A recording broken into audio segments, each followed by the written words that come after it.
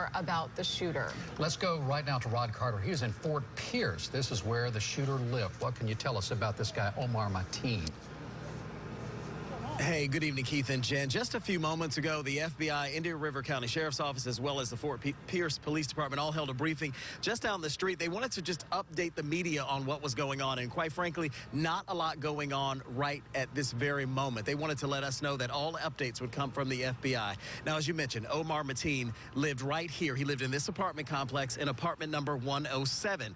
And we're learning a lot more about him this afternoon. A lot of information pouring in about Mateen. The latest is we know he called 911 before that shooting and pledged his support to ISIS, although his father told NBC News that his son was angry after seeing two men kissing months ago in Miami.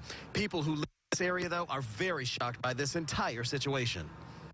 This is the suspect, Omar Mateen. He posted all of these photos on MySpace. Mateen lived here at this apartment complex in Fort Pierce, but was born in New York. According to his ex-wife of just a few months, he worked as a security guard at a facility for juvenile delinquents. She says she left him because he was abusing her. It hasn't really sunk in fully yet, I don't think. Across the street from Mateen's apartment complex on South 17th Street is Robert Shepard's home. Disbelief, you're baffled, like, are the numbers going to keep going? You know, is it going to get higher? Like, is that where it stops at?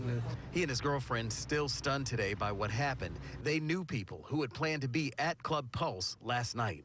I had a lot of friends that were supposed to go to that club and didn't go, had car trouble. Shepard doesn't know the gunman, although he lives just across the street. He was surprised when he saw so many law enforcement and media staged outside of his home. He has questions. The thing that got me was he alone? Did he live there alone? Did he do this by himself?